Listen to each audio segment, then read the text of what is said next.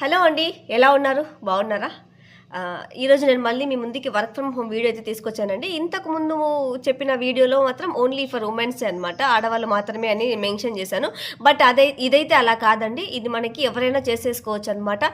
ఉద్యోగస్తులు, నిరుద్యోగులు, house wives, retired employees, part time, full time ఎవరైనా చేసుకోవచ్చు అనమాట. 18+ ఏజ్ ఉంటే సరిపోతుంది మనకి.